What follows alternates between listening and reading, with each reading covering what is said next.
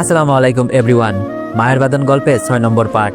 তো চলো বেশি কথা না কইয়া গল্প শুরু করা যাক। আমি চিন্তার দিকে অনেকক্ষণ হলো তাকিয়ে আছি, অপেক্ষায় আছি সে কিছু বলবে, কিন্তু কিছুই বলছে না সিনথিয়া। সে এভাবে চুপ করে আছে কেন? আমার অগোছালো মস্তিষ্কটা আন্দাজ করতে পারলো না। অনেকটা সময় পর সিনথিয়া আমার দিকে এগিয়ে এসে বলল, আপনার গার্লফ্রেন্ড আছে, আমাকে বলেননি কেন? আমি সিনথিয়ার এমন প্রশ্ন শুনে হাসবো না কাঁদবো বুঝতে পারলাম না। ভাবলাম কি আর হলো কি, তাহলে কি সিনথিয়া হাসান সম্পর্কে কোনো কথাই শুনেনি, নাকি শুনেও না শোনার অভিনয় করছে আমার সাথে? তবে আমার মনে হয় সে আমার সব কথাই শুনেছে এবং আমার কথা শুনেই তার ঘুম ভেঙে গিয়েছে। কিন্তু আমার কাছে কেন সে এইসব লুকাচ্ছে বুঝতে পারছি না, নাকি আসলেও শুনিনি এটাও শিওর হতে পারছি না। আমি সিনথিয়ার দিকে কিছুটা এগিয়ে গিয়ে মন খারাপ করে বললাম, না অমন কিছু না, গার্লফ্রেন্ড না, এমনিতেই ফ্রেন্ড। তখন সিনথিয়া আমার আরো অনেক কাছে এসে বলল, মিথ্যা বলেন কেন? গার্লফ্রেন্ড ছাড়া কারোর সাথে এত অভিমান নিয়ে কথা বলা যায় না। আমি তো আপনার কাছে কোনো কিছুই লুকাইনি, অথচ আপনি আমার কাছে কত কিছুই লুকিয়েছেন। আপনার মুখ থেকে হাসান কথাটা শুনে বিছানা থেকে উঠে এসেছি। কি যেন বলছিলেন হাসান নামের কাউকে নিয়ে? আমি স্পষ্ট শুনতে পাইনি, তবে খারাপ কিছু হয়তো বলেছিলেন। আপনার বন্ধুর নামও তো হাসান, আমার বয়ফ্রেন্ড। আমি ভাবলাম ও সম্পর্কেই বলছেন, পরে মনে হলো ওর সাথে তো আপনার যোগাযোগই নেই। আপনি কিভাবে ওর সম্পর্কে জানতে পারেন? যাই হোক, আপনার গার্লফ্রেন্ড আছে জেনে অনেক খুশি হলাম। আপনার পাশে অন্য কাউকে আমার ভালো লাগছে না, কিন্তু আপনার জীবনে কেউ আছে জেনে খুব খুশি হয়েছি আমি। সিনথিয়ার কথাগুলো শুনে মন খারাপের মাত্রাটা আরো বেড়ে গেল। ইচ্ছে করছিল হাসান সম্পর্কে সবকিছু বলে দিই, বললেই কি সে বিশ্বাস করবে? আমার কাছে তো কোনো প্রমাণ নেই। মিলিও তো আমার জন্য সিনথিয়ার কাছে সব সত্য বলবে না, আর সিনথিয়া না হয় সবকিছু শুনে বিশ্বাসই করলো। তারপর সে হাসান সম্পর্কে সব জানতে পেরে তাকে ছেড়ে দিল, আমার কাছে চলে আসলো। কিন্তু এটাকে কি ভালোবাসা বলে? সে হাসান সম্পর্কে খারাপ কিছু জানতে পেরেছে বলে তাকে ছেড়ে দিচ্ছে। আমার সম্পর্কে যদি কখনো খারাপ কিছু জানতে পারে, তাহলে যে আমাকে একদিন ছেড়ে যাবে না, এর কি কোনো নিশ্চয়তা আছে? নাই। এমন ভালোবাসার কি দরকার যে খারাপ সময়ে পাশে থাকবে না? ভালোবাসার মানুষ তো সেই যে পৃথিবীর সবচেয়ে খারাপ মানুষ জেনেও থেকে যাবে, শুধুমাত্র ভালোবাসার টানে, কোনো স্বার্থের টানে নয়। আমি সিনথিয়াকে বললাম, গার্লফ্রেন্ড থাকলে এতদিন একটা বিবাহিত মেয়ের সাথে একসাথে নিচে থাকতাম না, আপনাকে বিয়ে করতাম না। কেউ ছিল না বলেই আপনার বাবার অত্যাচারে বাধ্য হয়ে বিয়েটা করেছিলাম। কিন্তু কে জানে যাকে বিয়ে করব তার একজন ভালোবাসার মানুষ আছে, যার জন্য সে নিজের বিয়ে করা হাজবেন্ডকেও ছেড়ে দিতে পিছু পা হবে না। আচ্ছা, আপনি যদি কখনো জানতে পারেন আপনার বয়ফ্রেন্ডের আগে অন্য কোথাও রিলেশন ছিল, কিংবা আপনার সাথে সম্পর্ক থাকা অবস্থায় অনেক মেয়ের সাথেই সে প্রেম করত, তাদের সাথে খারাপ কিছু করত, তখন কি করবেন? তাকে ছেড়ে দিবেন? আমার কথা শুনে চিন্তায় একটু রাগ করলো না, অথচ আমি ভেবেছিলাম সে অনেক রাগ করবে। সে খুব নিরীহ কণ্ঠে বলল, যেহেতু আমি এখনো এমন কিছু জানতে পারি নাই, তাই এইসব নিয়ে ভাবছি না। তবে যাকে ভালোবাসি তাকে ছোট্ট একটা কারণে ছেড়ে দেওয়ার মতো মেয়ে আমি নই। আমার ভালোবাসাটা এত সস্তা না যে কারো কাছ থেকে জানতে পারলাম আমার ভালোবাসার মানুষটা খুব খারাপ, সে একাধিক মেয়ের সাথে কথা বলে, আর আমিও এইসব বিশ্বাস করে তাকে ছেড়ে দিব। চিন্তার উপর আমার খুব অভিমান হলো। সে হাসানকে কেন এত বিশ্বাস করবে, ভালোবাসবে? আমি অভিমান ভরা কণ্ঠে সিনথিয়াকে বললাম, আর যাকে বিয়ে করলেন তাকে কিভাবে ছেড়ে দিবেন? স্বামীর থেকে বয়ফ্রেন্ড কোনোদিনও আপন হতে পারে না, কোনো অবস্থাতেই না। বয়ফ্রেন্ড আপনাকে বিপদের মুখে ছেড়ে যেতে পারে, কিন্তু একজন স্বামী কখনো তার স্ত্রীকে বিপদের মুখে ছেড়ে যাবে না। এই যে এতদিন ধরে আমার সাথে থাকছেন, খাচ্ছেন, কথা বলছেন, নিজের সবকিছু শেয়ার করছেন, এতদিন কি আমার প্রতি একটুও ভালো লাগা কাজ করেনি আপনার ভিতরে? একবারের জন্য কি মনে হয়নি থেকে যাই? তখন সিনথিয়া বলল, ভালো লাগা কাজ করেনি যে তা না, একজন মানুষের সাথে এভাবে থাকলে তো তার প্রতি একটু একটু ভালো লাগা কাজ করবেই। আমিও আপনার কাছে নিজেকে অনেক নিরাপদ মনে করি, অনেক বিশ্বাস করি আপনাকে। আপনার সাথে এতদিন ধরে এক বাসায় থাকছি, আপনি কখনো আমার দিকে খারাপ নজরে তাকাননি, কখনো আমার দুর্বলতার সুযোগ নেওয়ার চেষ্টা করেননি। অনেক সময় আমি বাথরুমের দরজা খোলা রেখে গোসলে গিয়েছি, আপনি কখনো এইসবে মনোযোগ দেননি। এইসব কি যথেষ্ট না একজন মানুষের প্রতি ভালো লাগা কাজ করতে? কিন্তু শুধুমাত্র ভালো লাগা থেকেই তো আর একজন মানুষের কাছে সব সময়ের জন্য থাকা যায় না, তার জন্য ভালোবাসার দরকার হয়। কিন্তু আমি তো আপনাকে ভালোবাসি না, আমি ভালোবাসি অন্য কাউকে, যার সাথে আমি আমার জীবন সংসারের নাম লেখাতে চাই। আমি জানি আপনিও আমাকে ভালোবাসেন না, কাজেই এমনটা কখনো হবার নয়। আমরা খুব ভালো বন্ধু আছি, এটাই হয়তো আমাদের জন্য ভালো। তবে একজনকে ভালোবাসা অবস্থায় যদি অন্য কাউকে ভালোবাসা যেত, তাহলে অবশ্যই আমি আপনাকে ভালোবাসতাম। কিন্তু আমি আগে একজনকে আমার ভিতরটা দিয়ে দিয়েছি, এখন চাইলেই আর দ্বিতীয় কাউকে আমার ভিতরটা দিতে পারবো না। আপনি নিজের মনের খবর জানতে পারেন, বাট অন্য কারোর মনের খবর জানার চেষ্টা করবেন না, কারণ এই পৃথিবীতে কেউ কারোর মনের অবস্থানটা জানতে পারে না। যদি পারতো তাহলে মানুষ মানুষকে এভাবে কখনো দুঃখ দিত না। আমি কাকে ভালোবাসি, কাকে নিজের করে চাই, এটা জানার ক্ষমতা সৃষ্টিকর্তা আপনাকে দেন নাই। কাজেই এটা কখনো জানার চেষ্টা করবেন না। আগে নিজেরটা জানুন, আপনি কাকে ভালোবাসেন সেটা জানুন। নিজেকে প্রশ্ন করুন, যাকে ভালোবাসেন তার সাথে আপনার সময় কাটানো ভালো লাগে নাকি অন্য কারোর সাথে। কথাগুলো বলেই আমি বারান্দা থেকে নিজের রুমে চলে যাই। আমি চলে গেলেও সিনথিয়া বারান্দায় দাঁড়িয়ে মেঘে ঢাকা আকাশটা দেখতে থাকে। আজ আকাশটাতে অনেক মেঘ জমেছে, সেটার দিকেই সিনথিয়া মুগ্ধ চোখে তাকিয়ে আছে। আমার মনের আকাশেও যে মেঘ জমতে পারে সেটা সে কখনোই জানবে না, কোনোদিন জানতে পারবে না। আমার আকাশটাও মেঘে ঢাকা। 2 দিন পর সিনথিয়া আমাকে বলল, আপনাকে আমার সাথে এক জায়গায় যেতে হবে। আগেই বলে রাখি, আপনি না করতে পারবেন না। আমি কোনো ভাবান্তর না করেই বললাম, কোথায় যেতে হবে? আপনার বয়ফ্রেন্ডের সাথে দেখা করতে গেলে অন্তত আমাকে সাথে নিয়ে যেতে বলবেন না, আর বললেও আমি যাব না, আমার ভালো লাগে না। তখন সিনথিয়া বলল, আরে না, বয়ফ্রেন্ডের সাথে না, আমার দুঃসম্পর্কের এক ফুপির বাড়িতে যাব। খবর পেয়েছি উনি খুব অসুস্থ, হয়তো বাঁচবে না। বাবা মা চাচা চাচি সবাই ওনাকে দেখতে গিয়েছিলেন, শুধু আমি যাইনি। আমি জানি ওখানে যাওয়াটা অনেক রিস্কি হয়ে যাবে, তবুও আমি ফুপির সাথে দেখা করতে চাই। মৃত্যুর আগে মানুষের ইচ্ছেগুলো পূরণ করতে হয়। আমিও চাই আমার ফুপির সাথে দেখা করতে, আপনিও যাবেন আমার সাথে। সিনথিয়ার এত কথার ভিড়ে আমার ভালো না লাগার বিষয়টা চাপা পড়ে গিয়েছে, কিংবা কে জানে সিনথিয়া হয়তো ইচ্ছা করে ব্যাপারটা এড়িয়ে গিয়েছে। আমার ভালো কিংবা খারাপ লাগাতে সে মনোযোগ দিতে চায়নি। সিনথিয়ার কথা শুনে আমার অবনীর মায়ের কথা মনে পড়লো। আমার কি তাহলে একবার অবনীর মায়ের সাথে দেখা করা উচিত? এমনও তো হতে পারে শুধুমাত্র আমার সাথে দেখা করার জন্যই আল্লাহ তাকে এখনো বাঁচিয়ে রেখেছেন। পরের দিন সিনথিয়ার সাথে আমাকেও যেতে হলো। না করার পর যখন সিনথিয়া বলল আমাকে ছাড়া নাকি সে যাবে না, তখন বাধ্য হয়ে আমি তার সাথে চলে গেলাম। সিনথিয়া যখন গাড়ি থেকে তার ফুপির বাড়ির সামনে নামলো, তখন কেন জানি মনে হলো এই বাড়িটা আমার অনেক দিনের চেনা। হয়তো ভুলে গিয়েছি, তবে এই বাড়িতে এর আগেও আমি এসেছি।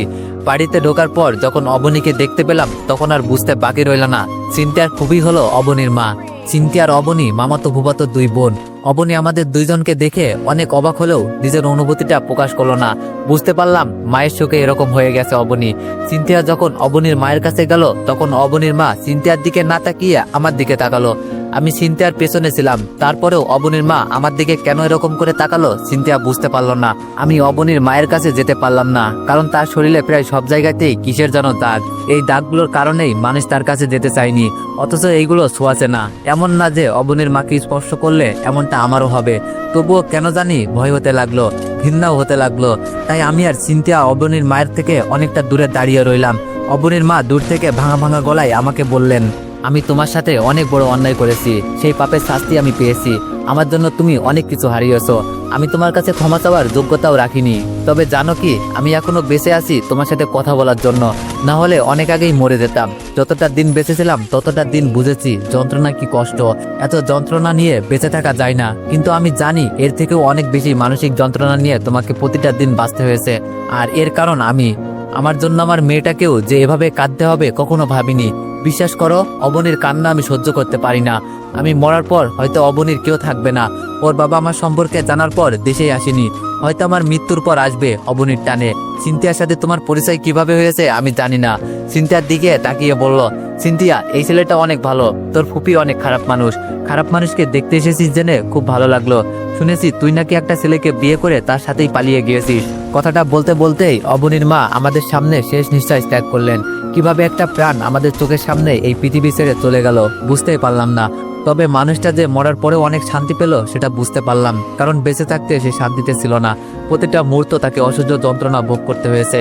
এর থেকে কি মৃত্যু ভালো না? অবনীর দরজার এক পাশে দাঁড়িয়েছিল। যখন জানতে পারলো তার একমাত্র আপনজন তাকে ছেড়ে চিরদিনের জন্য চলে গিয়েছে, ঠিক তখনই কান্নায় ভেঙে পড়লো অবনী। চিন্তার চোখেও পানি। আমার চোখে পানি নেই, তবে ভিতরটা পুড়ে যাচ্ছিল। আফসোস হচ্ছিল, কেন আর কিছু সময় আগে আসলাম না, কেন কথাগুলো শেষ করতে পারলাম না। আমি অবনীর কাছে গিয়ে অবনীকে সান্ত্বনা দেওয়ার বিচার চেষ্টা করলাম। অবনীকে সান্ত্বনা দেওয়ার ভাষা আমার কাছে নেই। হঠাৎ করেই অবনী আমাকে জড়িয়ে ধরে কাঁদতে থাকে। আমি কি করব বুঝতে পারছিলাম না। এমন একটা সময়ে কি তাকে নিজের কাছ থেকে ছাড়িয়ে দূরে সরিয়ে দেওয়া উচিত নাকি জড়িয়ে ধরা উচিত? আমি তাকে 2 হাত দিয়ে জড়িয়ে ধরে থাকলাম। সে কান্না করুক, তার আজ কান্না করার দিন। আমাকে জড়িয়ে ধরে সে কাঁদছে, এটা সিনথিয়া সহ্য করতে পারছে না। তাই হয়তো আমার কাছে এসে অবনীকে আমার কাছ থেকে ছাড়িয়ে নিয়ে নিজে অবনীকে সান্ত্বনা দিতে লাগলো। অবনীকে জড়িয়ে ধরে সিনথিয়াও কাঁদতে লাগলো, কারণ সিনথিয়া জানে অবনীর আপন বলতে এই একজন ছাড়া আর কেউ রইল না। সিনথিয়ার কান্না থেমে গেলেও অবনীর কান্না থামে না, সে অনবরত কাঁদতে থাকে। মানুষ তার আপনজনকে হারিয়ে কতটা আঘাত পেতে পারে সেটা অবনীকে দেখে আমি উপলব্ধি করছি। অবনীর মায়ের জন্য অবনীর কান্নাটা শোভা পায়। সে একজন খারাপ মানুষ ছিল, এটা জানার পরেও অবনী তার জন্য চোখের জল ফেলছে। আমারও তো এমন একদিন আসবে যেদিন বাবা মায়ের মৃত্যুতে কাঁদতে হবে। তারা বেঁচে থাকতে আমি তাদের থেকে দূরে দূরে থাকছি, যদিও তারাও আমাকে কাছে টানার চেষ্টা করেনি খুব একটা। তবে ছেলে হিসেবে বাবা মায়ের প্রতি আমারও একটা দায়িত্ব আছে। পৃথিবীতে সব বাবারও তো আর এক হয় না। আমার বাবাও হয়তো একটু আলাদা, তাই আমার সাথে এমন করেছে। অবনী যদি তার মায়ের সবকিছু জানার পরেও মৃত্যুর আগে তার পাশে থেকে সেবা যত্ন করতে পারে, একজন আদর্শ সন্তানের দায়িত্ব পালন করতে পারে, তাহলে আমি কেন পারবো না শেষ বয়সে আমার বাবা মায়ের পাশে থাকতে। সত্যি বলতে অবনীকে দেখে নিজের বাবা মাকে অনেকটা মিস করেছি। এমনটা আগে করিনি, কিন্তু আজ মনে হলো আমার মাও হয়তো আমার জন্য কাঁদে, যেমনটা অবনীর মা মরার আগে অবনীর জন্য কেঁদেছিল। 2 দিন অবনীর ওখানে থাকলাম আমরা, তারপর চলে আসলাম। অবনী এতটাই ভেঙে পড়েছিল যে সে আমার আর চিন্তার সম্পর্কে জানার আগ্রহ প্রকাশ করেনি একটা বারের জন্যও। অথচ আমি ভেবেছিলাম আমাকে আর চিন্তাকে এভাবে একসাথে দেখে অবনী অনেক প্রশ্ন করবে, অনেক কিছু জানতে চাইবে, কিন্তু তেমন কিছুই জানতে চাইলো না অবনী। তার মানে কি অবনীর ইমোশনগুলো তার মায়ের জন্য ছিল, আমার জন্য ছিল না? সে কি তার মায়ের জন্য আমার কাছে ফোন দিয়ে কান্না করতো? অনেকদিন আগে আমাকে ভালোবাসতে চেয়েছিল, এমন তো না যে আমাকে ভালোবেসেছিল। এতদিন নিশ্চয়ই ভালোবাসার মতো কাউকে খুঁজে নিয়েছে অবনী। আমিও এটাই চেয়েছি। আমি চাইনি সে আবার আমাকে ভালোবাসুক। আগে হয়তো তার ভালোবাসাটা আমি ফিরিয়ে দিতে পারতাম না, কিন্তু এখন তাকে গ্রহণ করার মতো অবস্থায় আমি নেই। কাজেই অবনী যদি নিজের সুখের জন্য কাউকে খুঁজে নিয়ে থাকে, তাহলে আমার চেয়ে খুশি আর কেউ হবে না। কারণ আমিও চাই মেয়েটা তার একাকিত্ব দূর করে কষ্টের জীবনের অবসান ঘটিয়ে সুখে শান্তিতে বেঁচে থাকুক। কিছুদিন পরের কথা, হঠাৎ করে একদিন জানতে পারি বাবা হার্ট অ্যাটাক করেছে। যখন খবরটা শুনতে পেলাম তখন রাত 8টার মতো বাজে। আমি তখন চিন্তার সাথে খাবার খাচ্ছিলাম। খবরটা শোনার পর আমার কোনো কিছুই মনে ছিল না। তিনি আমাকে বাসা থেকে বের করে দিয়েছিলেন। নিজের মেয়ের জামাই বাড়ির সবার সামনে আমাকে সন্তান বলে অস্বীকার করেছিলেন। কাউকে বলেননি তার একটা ছেলে আছে। এইসব কিছুই কেন জানি মনে করতে পারলাম না আমি। শুধু তখন একটা কথাই মনে হলো, হাসপাতালে যেই মানুষটা মৃত্যুর সাথে পাঞ্জা লড়ছে সেই মানুষটা আমার বাবা। মানুষটা আমাকে এই পৃথিবীর আলো দেখিয়েছেন। আমি খাবার টেবিল থেকে উঠেই একটা দৌড় মারলাম। যেভাবেই হোক, যে করেই হোক আমাকে হাসপাতালে পৌঁছাতে হবে। সিনথিয়া আমার এমন অদ্ভুত ব্যবহারে অনেকটা সারপ্রাইজ হলো। আমার কাছে জানতে চাইলো কি হয়েছে। আমি তাকে কিছু বলার প্রয়োজন মনে করলাম না। 1 ঘন্টার মধ্যে কিভাবে কি করে আমি হাসপাতালে পৌঁছালাম জানি না, তবে পৌঁছালাম। হয়তো বাবা নামের ভালোবাসার শক্তিটাই আমাকে অলৌকিকভাবে পৌঁছে দিয়েছে। আমি হাসপাতালের ভিতরে গিয়ে দেখলাম আমার মা কাঁদছে, বোনটাও এসেছে। সবাইকে কাঁদতে দেখে আমারও চোখ দিয়ে 2 ফোঁটা জল গড়িয়ে পড়লো। একসময় আমি ভেবেছিলাম এরকম বাবার জন্য আমি কখনো নিজের চোখের জল ফেলবো না, কিন্তু ভাগ্যের কি নির্মম পরিহাস, আজকে না চাইতেও আমাকে আমার বাবার জন্য চোখের পানি ফেলতে হচ্ছে। আমার খুব ইচ্ছে করলো মায়ের কাছে দৌড়ে গিয়ে মায়ের আঁচলের নিচে মন ভরে কাঁদি। কতটা দিন মায়ের সাথে কথা বলিনি আমি কি তাহলে আমার মাকে ভুলে গিয়েছিলাম? মায়ের কান্নাটা আমার সহ্য হচ্ছিল না। আমি কখনোই আমার মাকে এভাবে কাঁদতে দেখিনি। যেই মানুষটা সবসময় হাসি খুশি থাকতো সেই মানুষটার চোখেই আজ জলে ভরা। এই হাসপাতালে এর আগেও আমি এসেছিলাম রাশেদের কাছে। আমি রাশেদকে খুঁজতে লাগলাম। অনেক খোঁজাখুঁজির পর রাশেদের সাথে দেখা হলো। রাশেদ আমার বাবা মাকে চিনত না। আমি বলার পরেই ও চিনতে পারলো। ও যখন বলল ছোট্ট একটা অপারেশন করতে হবে বাবার, তখন আমার ভিতরটা কেঁপে উঠলো, ভয় কাজ করতে লাগলো। আমার মনে হলো আমি আমার জীবনে প্রথমবারের মতো খুব কাছের কাউকে হারাতে যাচ্ছি, যেই মানুষটা আমার বাবা। আমি মানসিকভাবে খুব দুর্বল হয়ে পড়লাম। বাবার রক্তের গ্রুপ আমার সাথে মিলছিল। অপারেশন থিয়েটারে যাওয়ার আগ পর্যন্ত আমার মা আর বোন জানতেন না যে তার বাবাকে আমি রক্ত দিচ্ছি। আল্লাহর রহমতে ভালোভাবে অপারেশনটা হয়ে গেল। যেটা নিয়ে ভয় করছিল সেরকম কিছুই হয়নি। বাবা সুস্থ আছেন জেনে ইচ্ছে হলো তার সাথে একবার দেখা করে যাই, কিন্তু আমি করলাম না। চুপ করে যেমন এসেছিলাম ঠিক তেমন করেই চলে যাচ্ছিলাম। হঠাৎ করেই পেছন থেকে আমার নাম ধরে কেউ ডেকে উঠলো। এই ডাকটা আমার বহুদিনের পরিচিত। এই নামে আমাকে শুধু একজন মানুষই ডাকতো, খোকা বলে শুধু মা আমাকে ডাকতো। আদর করে মা আমাকে এই নামে ডাকতো। শেষ কবে মা আমাকে এই নামে ডেকেছে আমার মনে নেই। পেছন দিকে তাকাতেই দেখি আমাকে ডাকছে। আমি আর নিজেকে আটকে রাখতে পারলাম না, দৌড়ে গিয়ে মাকে জড়িয়ে ধরলাম। মায়ের ডাক উপেক্ষা করার ক্ষমতা পৃথিবীতে কোনো সন্তানের নেই। কেউ মায়ের ডাক উপেক্ষা করে থাকতে পারে না, আমিও পারিনি। মা যখন আমার গালে হাত রেখে বললেন, আমাকে ছেড়ে থাকতে বুঝি কষ্ট হয় না? একবারও মনে হয় না তোর মাকে? আমরা না হয় ভুল করেছিলাম, কিন্তু তুই তো সবকিছু জানার পরেও আমাদের ছেড়ে থাকছিস। তোর বাবা কেমন মানুষ সেটা তো তুই জানিসই। তোর সাথে কিংবা তোর বোনের সাথে কখনো খুব ভালোবাসা নিয়ে কথা বলেনি। উনি মানুষটাই এমন, নিজের ভালোবাসাটা ঠিকমতো প্রকাশ করতে পারে না। আমি মানুষটার সাথে অনেক বছর ধরে সংসার করছি, আমি জানি মানুষটা কেমন। তোকে যেদিন ফোন করে বাসায় আসতে বলল, সেদিন তুই তোর বাবাকে যেই কথাগুলো বলেছিস সেই কথাগুলো উনি নিতে পারেননি। অনেক কষ্ট পেয়েছিলেন, অনেক চেষ্টা করেও তোর সেই কথাগুলো ভুলতে পারেনি। সবসময় নিজেকেই দোষ দিয়েছেন, ভেবেছে এমনটা তার প্রাপ্য ছিল, কারণ সে তোর সাথে অনেক খারাপ ব্যবহার করেছিল। কিন্তু বিশ্বাস কর, ওটা ছাড়া তোর বাবার কোনো উপায় ছিল না। তোর সাথে কথা বলার পর থেকেই তোর বাবার শরীরটা খারাপ হতে থাকে। সেই খারাপটাকে কেন্দ্র করেই আজ তাকে হাসপাতালের বেডে শুয়ে থাকতে হচ্ছে। তবে এটার জন্য কখনো নিজেকে দায়ী করবি না, ভাগ্যে ছিল তাই এমন হয়েছে। আমি মায়ের এগুলো প্রশ্নের জবাবে কিছুই বললাম না, চুপ করে তার দিকে চেয়ে রইলাম। কারণ এই পবিত্র মুখটা অনেকদিন হলো আমি দেখিনি। আজ চোখ সরাতে ইচ্ছা করছে না। আমি বাবার পাশে যেতেই বাবা আমাকে কাছে টেনে নিলেন। বাবা আমার কাছে যদি ক্ষমতা চাইতে পারতো তাহলে হয়তো সেটাই করতো। মানুষটা অনেক কঠিন ছিল, অন্তত আমার ক্ষেত্রে। আজ সেই মানুষটাই পানির মতো হয়ে গেছে। আমি আমার বোনের সাথে কথা বললাম না। বাবা মাকে বলে যখন চলে আসবো ঠিক তখনই বাবা বললেন, কোথাও যেতে হবে না তোকে, তুই আমাদের সাথেই থাকবি। এত এত সম্পত্তির টাকা পয়সা এগুলো কার জন্য? এগুলো দিয়ে আমরা কি করব?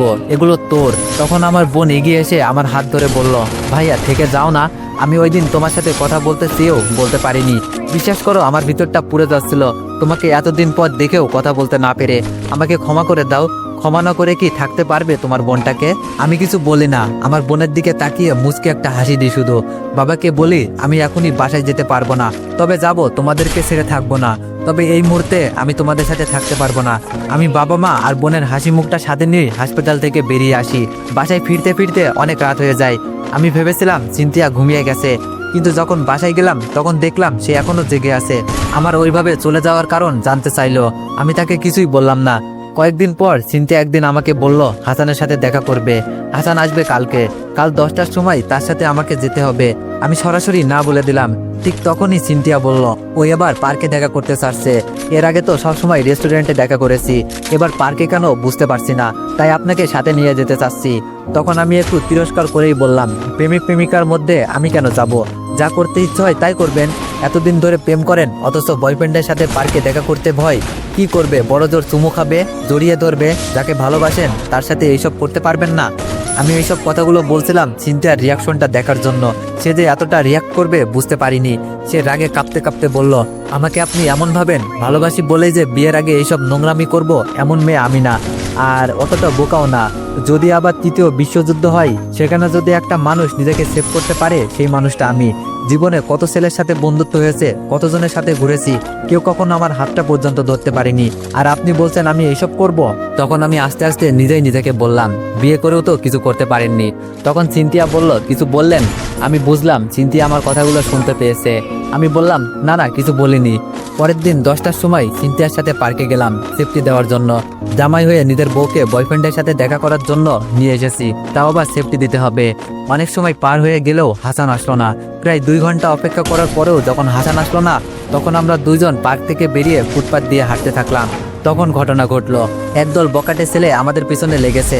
কিছু পথ যাওয়ার পরে রাস্তার পাশে একটা ফাঁকা জায়গায় আমাদেরকে দাঁড় করালো। দলনেতার বেশে যেই ছেলেটা ছিল সে আমাদেরকে বলল, তোরা জানোস না এই এরিয়াটা খুব ডেঞ্জারাস? তোদের বাসায় কেউ কি জানে? তোর বাপ মেয়ের নাম্বার দে। তখন সিনথিয়া ওই ছেলেটার কথার মাঝে বলল, আমরা প্রেমিক প্রেমিকা না তো, আমরা দুইজন স্বামী স্ত্রী। তখন তারা আমাদের কথা বিশ্বাস করলো না। একজন বলে উঠলো, ভাই এদের থেকে কিছু মজা নেওয়া যাক, ওদের দুইজনকে চুমু খেতে বলেন। যদি স্বামী স্ত্রী হয় তাহলে এটা করতে সমস্যা হবে না। আরেকজন ধমক দিয়ে বলল, আরে বেটা চুপ কর, এটা কোনো পরীক্ষাই হতে পারে না। গবেষণা করে দেখা গেছে স্বামী স্ত্রী থেকে প্রেমিক প্রেমিকা বেশি চুমু খায়। কাজেই এটা দিয়ে বোঝা যাবে না যে ওরা স্বামী স্ত্রী। ওদের জন্য অন্য একটা ব্যবস্থা আছে। তবে প্রথমে ওদের দুজনকে চুমু খেতেই দিই, দেখি কিরকম পারফর্ম করতে পারে, পরে অন্য কিছু নিয়ে ভাববো। আমি সিনথিয়ার দিকে তাকিয়ে শুধু হাসছি। এ নাকি তৃতীয় বিশ্বযুদ্ধ থেকেও নিজেকে সেভ করতে পারবে, অথচ কয়েকটা বকাটে ছেলের হাত থেকে নিজেকে রক্ষা করতে পারলো না। তো এভরিওয়ান, নেক্সট পার্টের জন্য অপেক্ষা করো। ধন্যবাদ।